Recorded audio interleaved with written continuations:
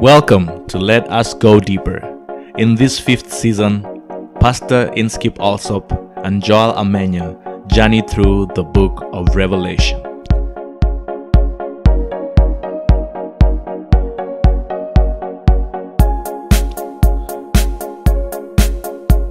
Pastor, we are back on to continue this journey. We are almost at the end of it. Well, I think it's one more episode after this to complete this journey through the book of Revelation. Yeah, this very enigmatic book that has been very scary. But as we have seen, the message is one of encouragement. Instead of fear, it should bring confidence in God's people that the map has been drawn. Christ has gone to the future and come back and told us what will be. Even when we think about the 7 last plagues, it should never bring fear to God's people. For as we noticed, while the wicked are suffering from the plagues, God's people are not. They are sheltered and protected. Like Psalm 91 says, there shall no evil befall you, or any plague should come near your dwelling place. So I think this is good news. Even as we go deeper today into the judgment of Babylon. Yeah, and I've been reflecting quite a bit on this journey, because I think when you look at the book of Revelation, it can be very daunting. It can be very intimidating in its form, in its content, in its understanding. and this season has really helped me realize its application and its place that is very present in our lives. And I think for many people, they don't see how to step in the book of Revelation and find meaning for their present-day lives. But I think what this journey has done is really create a very present sense of its application. A very present sense.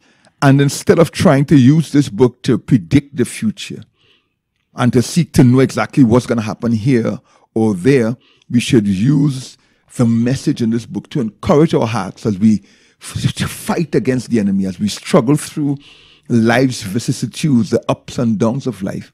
The message of this book should be very encouraging. And again, I make reference to the 7 last plagues, which show that ultimately God is going to step in. And he is going to judge this wicked woman, Babylon. Yes. This wicked city, Babylon. Yeah, so let's go back and really the pattern has been we have to try to pick up from where we left so that we can really connect the episodes. And last week we were talking about the 7 last plagues. Yes. And I think if we can touch on the 6th and the 7th plague, it will give us a good starting point to build on to this week's understanding of the fall of Babylon. Yes, when we look at the first 5 plagues, we see, as it were, devastation of the earth, punishments that is happening to all men. The sun burns them, the sores on their skin, the waters turn to blood, the darkness that comes over them. And then the focus shifts. And now we are told that the Euphrates has dried up from under Babylon. And then there's an earthquake in the 7th plague that splits Babylon. Could you remind us, what does that mean? What is the significance of the Euphrates drying up? Because the Euphrates represented the river that ran through Babylon and sustained life in Babylon. So even if a nation put Babylon under siege and surrounded Babylon, she wouldn't starve to death because she had these waters that came and nourished her. Mm-hmm. So if you dry up the Euphrates, you dry up the source of Babylon's security, her strength, her support. And that is exactly what Cyrus did when he diverted the waters of the river Euphrates. His men entered under the walls of the city of Babylon and was able to conquer Babylon. So in the spiritual sense, in the end, this Babylon of the modern day, this future end time Babylon, has a lot of support that God is going to open people's eyes and remove the support from Babylon. The people who are supporting Babylon, those who have been coerced and those who have been deceived, will move away. But Babylon is this system that rules over them. Well, then guess what? The 7th plague says there's a great earthquake. And Babylon is split. It means the powers of this coalition that is Babylon breaks up. Because as you know, these kind of coalitions, these unities that take place when people are trying to get some common goal, when things don't work out as they think. They're expedient.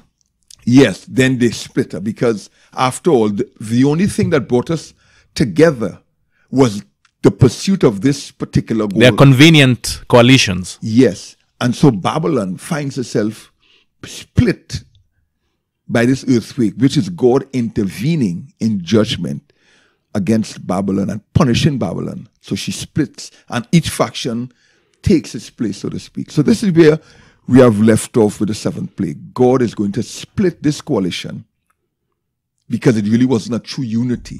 Right.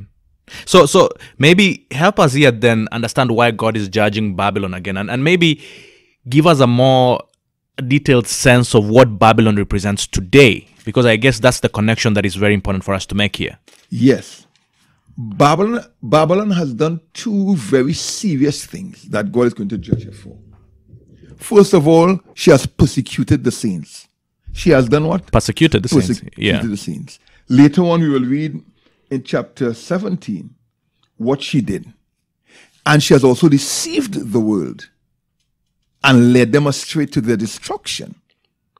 So God is judging Babylon for persecuting his saints on the one hand and deceiving the world on the other hand. So in today's world, is Babylon the systems, the powers that be that run the world that are controlling how we operate? What could be the tangible reference of Babylon in our modern day? Maybe if we start looking into chapter 17, where this judgment of Babylon is represented more fully, we may be able to understand. Let's read verse 5, chapter 17, verse 5, and then we'll go back to verse 1. That reads, "And on her forehead a name was written, Mystery, Babylon the Great, the mother of harlots, and of the abominations of the earth." Right. It is interesting that the high priest had a banner on his head in gold that said "Holiness to the Lord," representing that he was the servant of God. He represented the holiness of God. So Babylon is identifying herself as this great big prostitute or harlot and the mother of abominations of the earth. Now, prostitutes, as we know, are women who are up for sale. They will lie with any man. For money. For money. Mm-hmm. They're up for sale. Yeah. There's no devotion. Just, hey, I'm up for sale. And it says that Babylon, this mother, has produced a lot of women who are up for sale. And you may say, yeah, but who are these prostitutes? Since we are speaking prophetically, then a prostitute is usually a woman. And it calls her the mother here, a woman. And we know that spiritually speaking, a woman represents the church. A pure woman, like the one we met in Revelation chapter 12, clothed with the sun, etc., would represent which church? God's church. God's church. Mm-hmm. God's people. A virgin, she's chaste. So a prostitute would represent what kind of a woman? Rebellious woman. Yes. So in the spiritual sense, she would be a false church. A system of religion that has gone bad. Girls gone bad. Yeah, that's worshipping false idol. Yes, and systems. So he sent Babylon, this system of false worship, of expedient religion, of religion gone bad that controls and manipulates. Babylon is the mother that's produced all of these religions. I like that. Religion exploit. gone bad. Religion gone bad will have been a good title for this episode. Yes. Yeah. So that's a very interesting perspective you gave us, Pastor, there, because I think there is always this challenge of connecting Babylon, the old Babylon, with what it means in Revelation for us in the modern day. And even that reference to the harlot, what it means. Because again, it says that she produces other harlots. What is that? Why? What is that referring to? We believe that throughout the ages, religion has always played a part in man's rebellion. Look in the Old Testament, Egypt, Babylon, the actual city of Babylon, Greece, Rome, the Philistines, the Assyrians, whoever they were, they had their own religion that controlled the masses. Jezebel in Israel, remember, these false prophets that controlled the masses, that gave them false hopes and promises. But this system of religion that as it were, creates an amalgam of all the different false concepts and ideas and dressed it up in a pretty picture of Christianity, we believe represents the papacy. That, how should I put it? The papacy was like the ultimate of religion gone bad, that has used a bit of this and a bit of that and begins to control men's minds and even kings, etc. Well, these principles that she imbibed, that she lived, somehow the churches that came out of her, the Protestant churches, drank that same spirit of deception, of manipulation, of not always being authentic to scripture, but finding your own way, as long as they can get people to follow them. So that's why she's called the mother of prostitutes. Of all false religion, that is just convenient, that uses religion as a woman uses her body to gain. Yeah. So it's a combination of all those subdivisions of that rebellion. Yes. So maybe now let's then put that in a group, because I think not only do we have the harlot, I guess Satan and his allies, and his cronies, as you put it rightly, there is the woman, then there is the beast. Yes.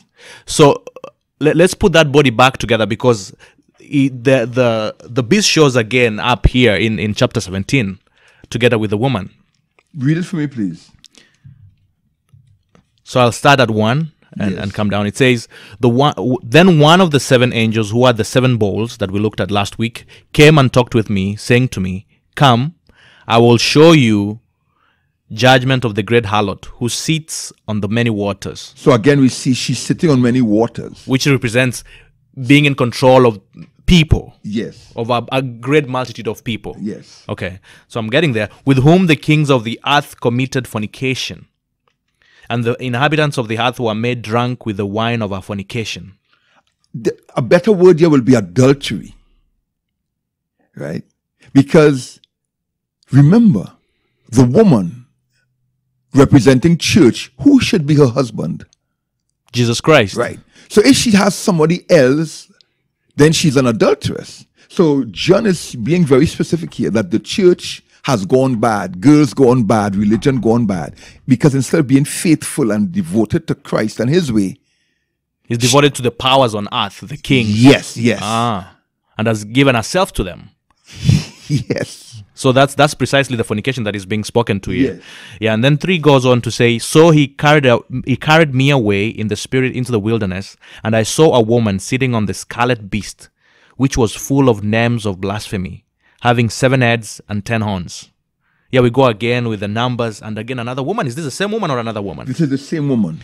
So we have the woman here spoken about, sitting on a scarlet beast, which has full names of blasphemy, having 7 heads and 10 horns. Interesting enough, he said she was sitting on many waters. No, he said she's sitting on a scarlet beast.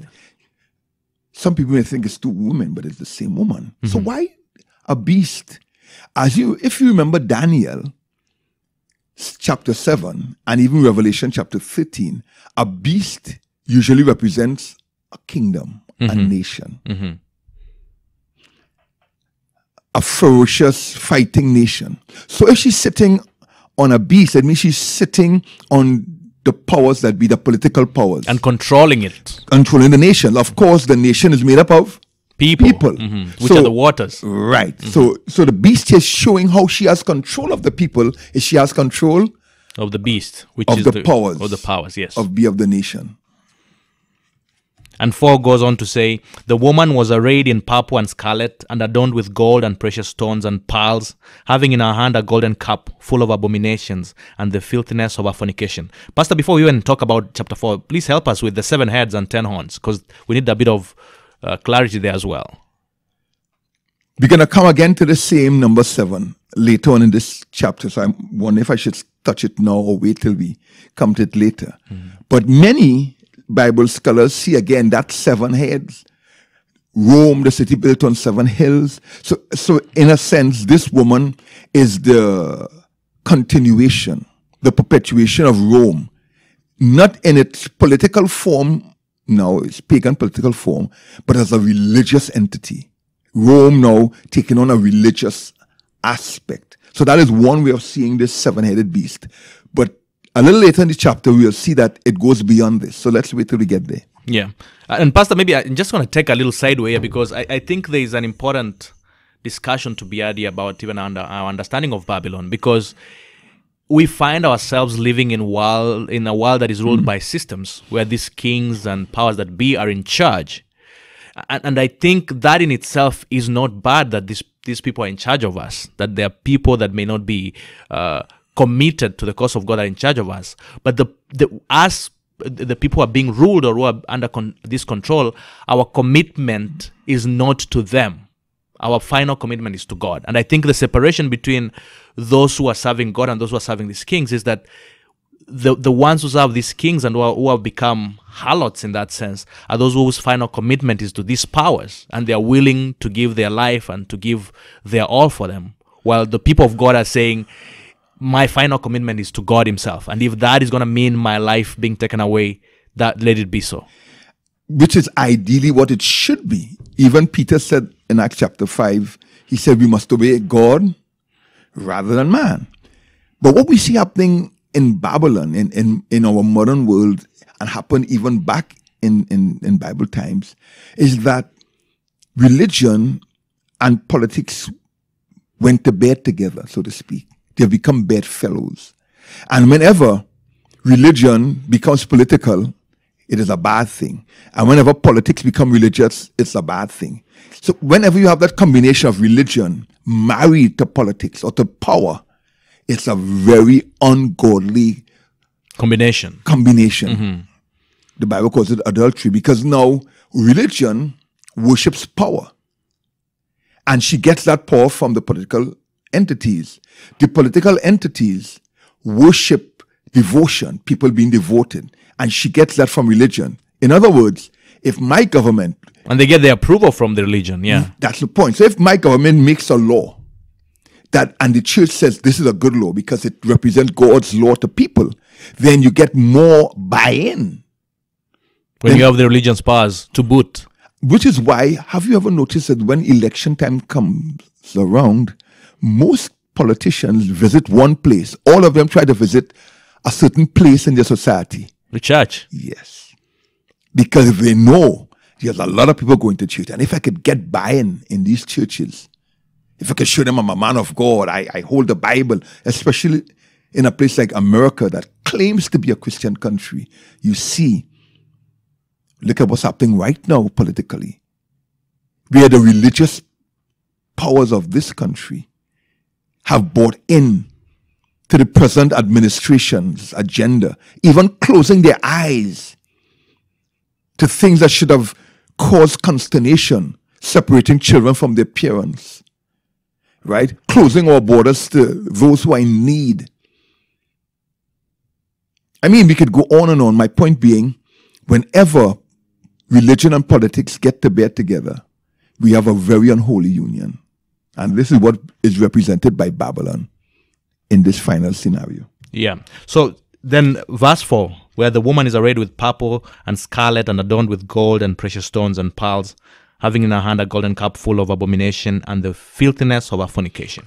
Okay. Notice the woman in chapter 12 is dressed with the sun and the moon and the stars and in white. Wow. Mm-hmm. This woman is dressed in scarlet and purple and glittering with gold. Some people will say, see why women should not put on jewelry and dress up. No, that is not the point here. It is showing that the more exotic a woman dress, let's be honest, the more exotic a woman dress, the more appealing she becomes. Mm-hmm. So this woman is really decked off in colors that are of rich royal colors like purple and scarlet, and with gold and pearls. She becomes more tantalizing, more appealing. So whenever religion wants to appeal to the masses, appeal to the powers that be, she begins to talk money and wealth and agenda. She's agenda driven. So this is what is abominable things in this cup that she's giving people to drink. So, it's funny because the more I'm listening to you, I'm also seeing a trinity of philosophy that is also in play. That of sex, money, and power. Beautiful.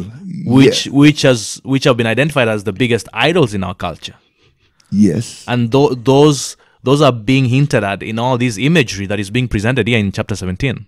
Yes, in other words, she's appealing to the natural in us, the thing that caused us to want this American dream, to have a great life on this earth.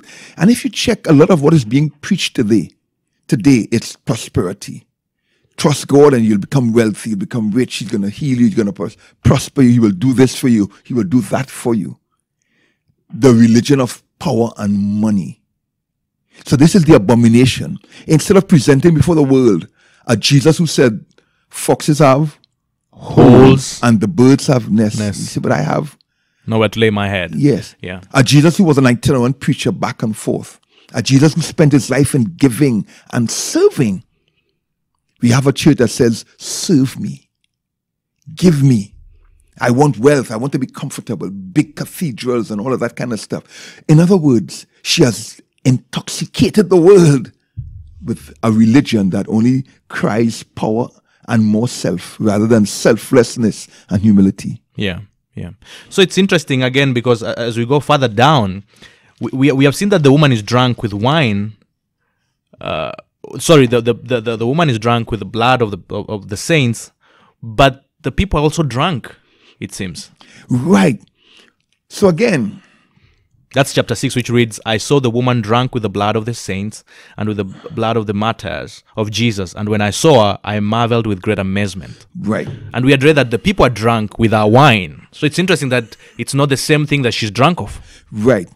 So she gives the peoples, the kings of the earth and the masses, her convoluted, tainted theology and religion.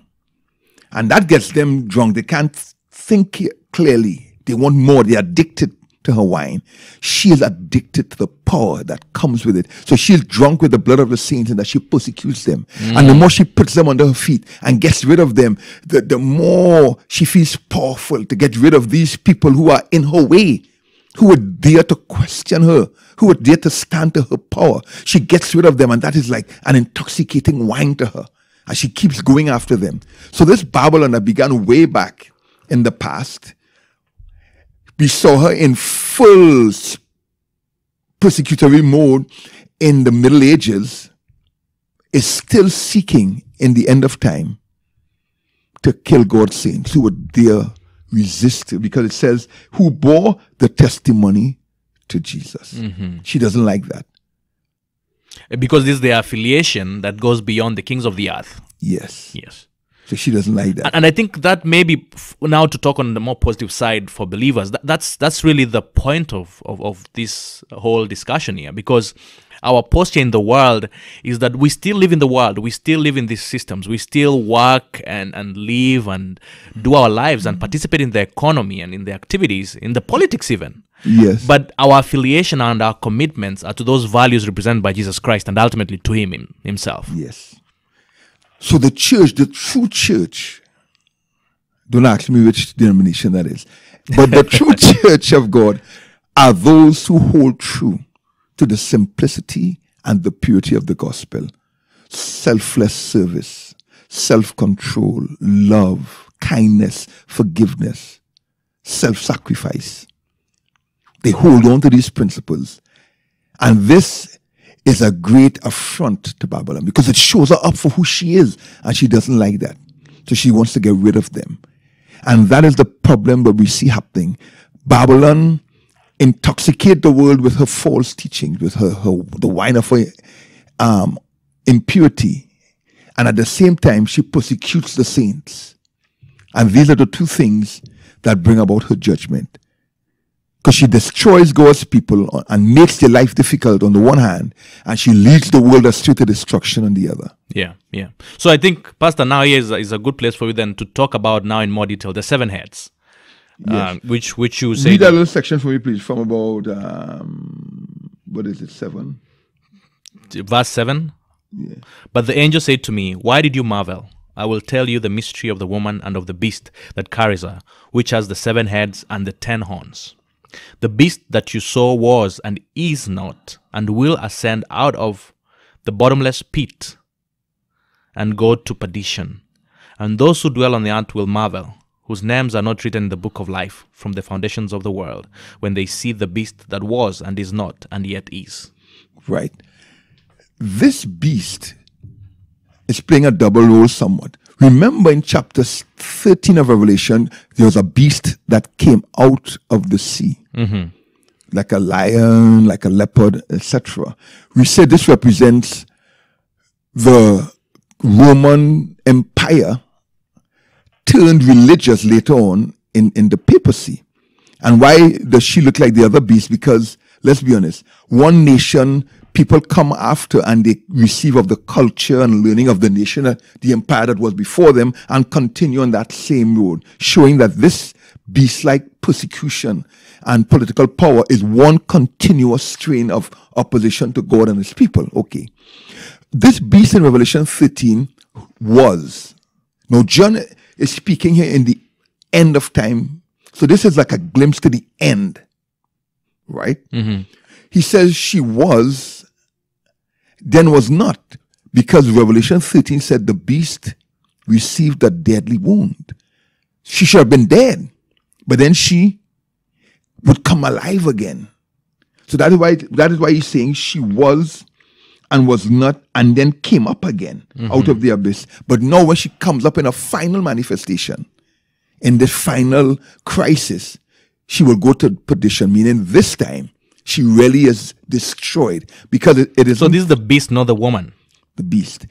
But you see, the Bible says, and the two shall be one. So even though John is seeing a woman and a beast, in this marriage they are one, almost indistinguishable one from the other. When religion and politics wed, so they are wedded. I see. So that's why when he's even speaking to the beast, it seems like he's alluding to some aspects of the woman, yes, right, and the woman, the beast as well. So this is a picture, we believe, of the resurgence of the papacy that came about in the modern times. And in this resurgence, she's beginning to gain a lot of traction worldwide. And John is saying that this beast will finally be destroyed, because the blow it would receive this time would be from God himself when it is cast in the bottomless pit. So that is what I mean. He was not, and is to come. Right. Incidentally, who that reminds you of when you hear that was and is to come?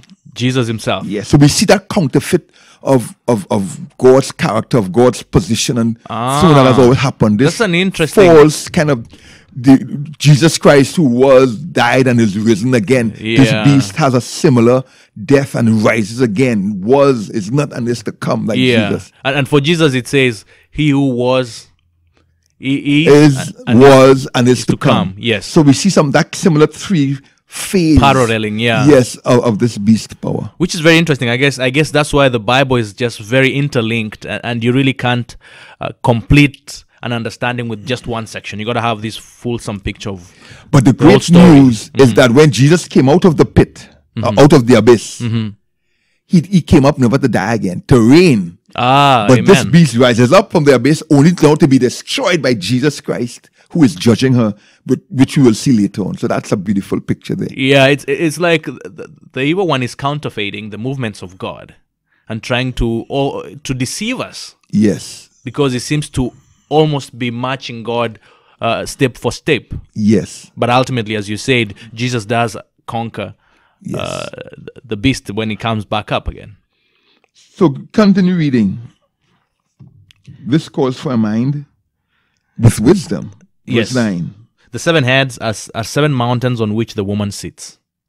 There are also 7 kings. 5 have fallen. 1 is, and the other has not yet come. And when he comes, he must continue a short time. The beast that was and is not is himself also the 8th, and is of the 7, and is going to perdition. This has been more confusion, huh? Yes.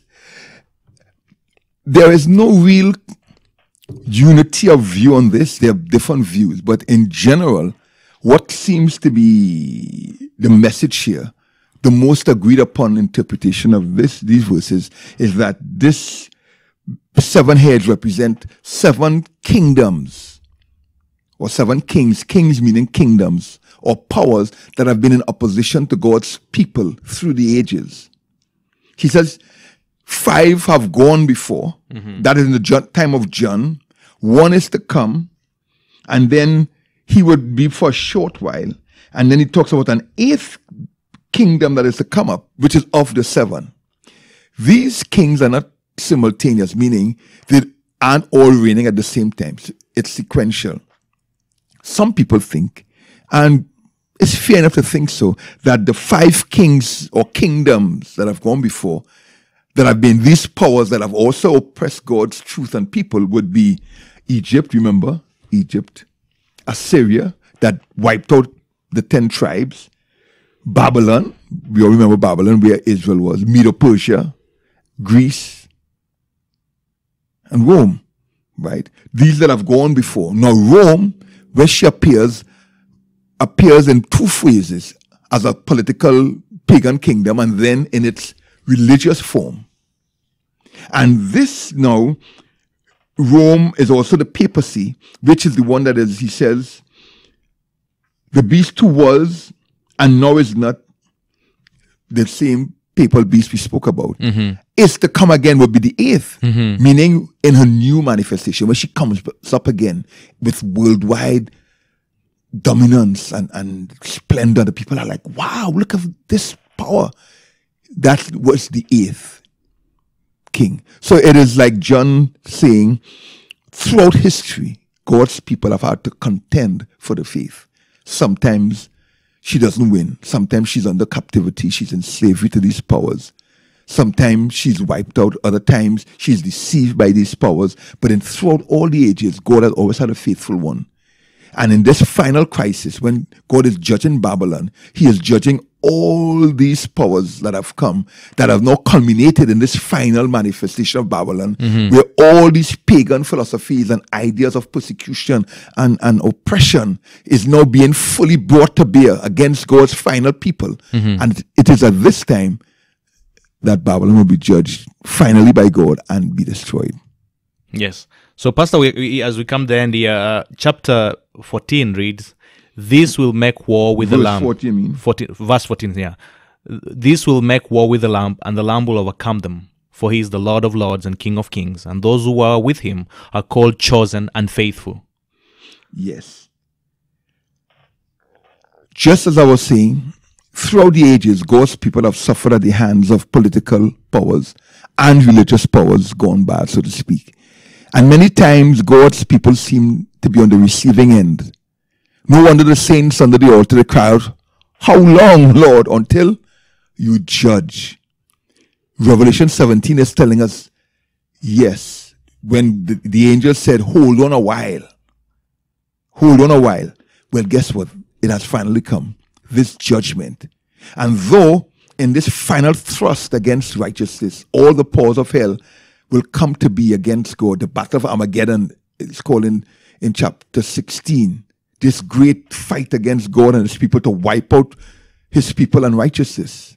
It says they will make war against the Lamb. Because if you're fighting God's people, who are you fighting against? God himself. God himself. And it says God will overcome them. Verse 15, "And the angel said to me, the woman, the waters you saw where the prostitute sits are peoples, multitudes, nations, and languages. The beast and the 10 horns you saw will hate the prostitute. They will bring her to ruin and leave her naked. They will eat her flesh and burn her with fire. For God has done what? Has put into their hearts to fulfill his purpose, to be of one mind and to give their kingdom to the beast, until the words of God are fulfilled. And the woman whom you saw is the great city, which reigns over the kings of the earth." Yes.